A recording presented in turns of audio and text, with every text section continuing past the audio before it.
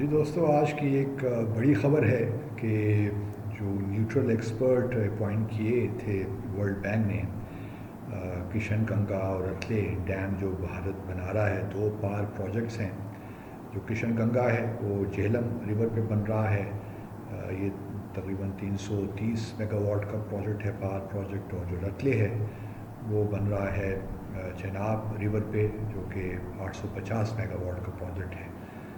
پاکستان کو ان کا جو ڈیزائن ہے اس پہ کچھ تحفظات تھے، تو ہم نے یہ معاملہ ریفر کیا تھا ورلڈ بینک کو کہ جی آپ اس پہ نیوٹرل ایکسپرٹ بنائیے، کیونکہ ہم نے بائیلیٹرلی کوشش کی ان مسائل کو حل کرنے کی، اور لیکن وہ حل نہیں ہوئے۔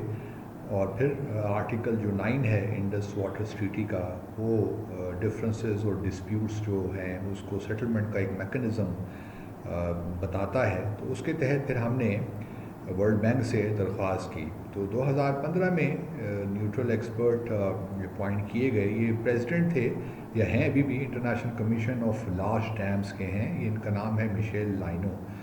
تو ان کو اپوائنٹ کیا گیا۔ اس کے بعد ہم نے یہ بھی کوشش کی، کیونکہ ڈفرینسز تو اب ڈسپیوٹس کی شکل میں بھی اختیار ہو گیا، تو ورلڈ بینک نے ہماری ریکویسٹ میں جہاں نیوٹرل ایکسپرٹ اپوائنٹ کیے وہاں انہوں نے کورٹ آف آربیٹریشن بھی کانسٹیٹیوٹ کر لی، کہ جو ڈسپیوٹس ہیں یا لیگل پرابلمس ہیں کم از کم وہاں پہ ڈسکس ہوں اور ان کا کوئی نتیجہ نکلے۔ بھارت نے کورٹ آف آربیٹریشن کا بائیکاٹ کیا۔ انہوں نے کہا کہ جی یہ دو پیرلل پروسیسز نہیں چل سکتے، یہ گریڈڈ پروسیجر ہے آرٹیکل 9 کے تحت۔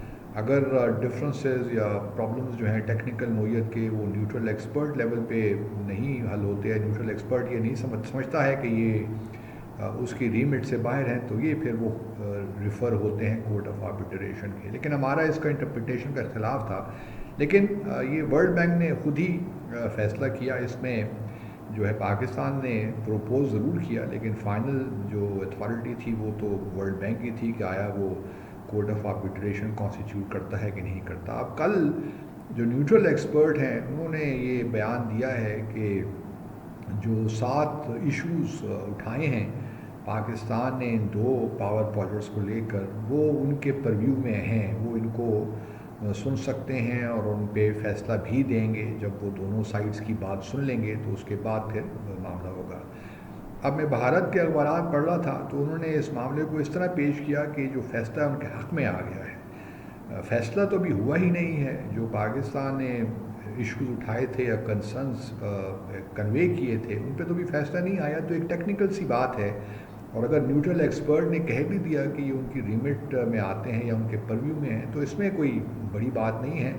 ہمارا معاملہ تو یہ ہے کہ جو ہے پاکستان کو تو چاہیے جو ہمارے پرابلمز ہیں وہ ہمیں ریزالو سیٹل ہونے چاہیے ہماری نظر میں، چاہے وہ نیوٹرل ایکسپرٹ کرتا ہے، کیونکہ ہمارا خیال یہ ہے کہ جس طرح دیکھیے نا، یہ بھی ایک ڈسپیوٹ ہی ہے، لیگل ڈسپیوٹ ہی آپ اسے کہہ لیں، کہ بھارت کہتا ہے کہ یہ گریڈڈ پروسیجر ہے، ہم کہتے ہیں پیرلل بھی ہو سکتا ہے، ورلڈ بینک بھی یہ کہتا ہے کہ پیرلل ہو سکتا ہے۔ تو اس انٹرپریٹیشن کو کون سیٹل کرے گا؟ یہ بھی تو کورٹ آف آربیٹریشن نہیں کرنا ہے۔ تو بہرحال یہ پاکستان کی جیت یا بھارت کی جیت یہ معاملہ نہیں ہے، اصل تو یہ ہے کہ انڈس واٹرز ٹریٹی جو کہتی ہے اس طرح ہی کام ہو۔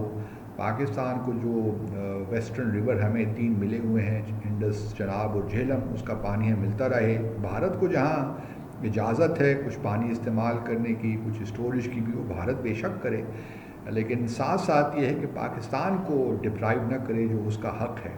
یہ کرکس آف دا میٹر ہے۔ لیکن مجھے یہ جان کر خوشی ہوئی ہے کہ بھارت کی منسٹری آف ایکسٹرنل افیئرز نے جو اپنا ریئیکشن دیا، انہوں نے کم از کم یہ ضرور کہا ہے کہ وہ انڈس واٹرز ٹریٹی سے کمیٹڈ ہیں اور اس کی جو پروویژنز ہیں اس کی انٹیگریٹی پہ کمیٹڈ ہیں۔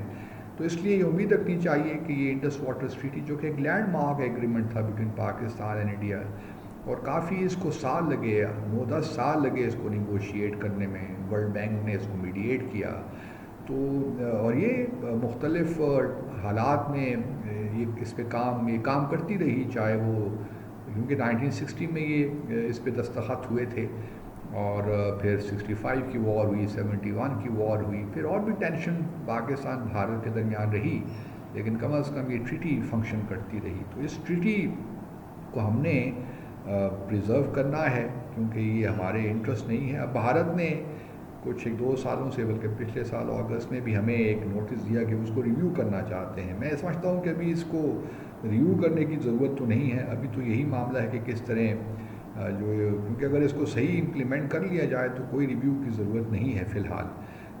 لیکن چونکہ کچھ اس میں بہت سی تبدیلیاں بھی آئی ہیں, کلائمیٹک چینجز بھی آ رہی ہیں, تو اس حوالے سے کچھ شاید اس میں تبدیلیوں کی گنجائش ہو. لیکن بھارت کو اسپیسیفک ہونا پڑے گا, ہمیں اسپیسیفکلی بتایا کہ بھارت چاہتا کیا ہے. ایک جنرل اسٹیٹمنٹ دینے سے کام نہیں ہوتا کہ وہ ریویو چاہتے ہیں. تو اس لیے اس قسم کے جو تنازعات ہیں ان کو بھی حل ہونا چاہیے at the end of the day, کیونکہ آرٹیکل 12(3) جو ہے وہ یہ اختیار دیتا ہے کہ اس ٹریٹی کو ریویو کیا جائے, کہ اس میں امینڈمنٹس کی جائیں. لیکن ایک انٹرسٹنگ بات یہ ہے کہ اس ٹریٹی کو جو ہے آپ نہ امینڈ کر سکتے ہیں نہ اس کو ٹرمینیٹ کر سکتے ہیں. بعض اوقات ایسا ہوتا ہے, کچھ ٹریٹیز ایسی ہوتی ہیں کہ پارٹی نے اس میں ایک پروویژن ہوتی ہے کہ جی 3 ماہ کے نوٹس کے بعد 3 ماہ کا نوٹس دیں اور آپ اس ٹریٹی سے نکل جائیں. تو اس میں وہ بھی کلاز نہیں ہے. یہ ٹریٹی اگر ختم ہوگی تو دونوں ممالک کی مرضی سے ہی ہوگی, یک طرفہ طور پہ نہیں ہو سکتا.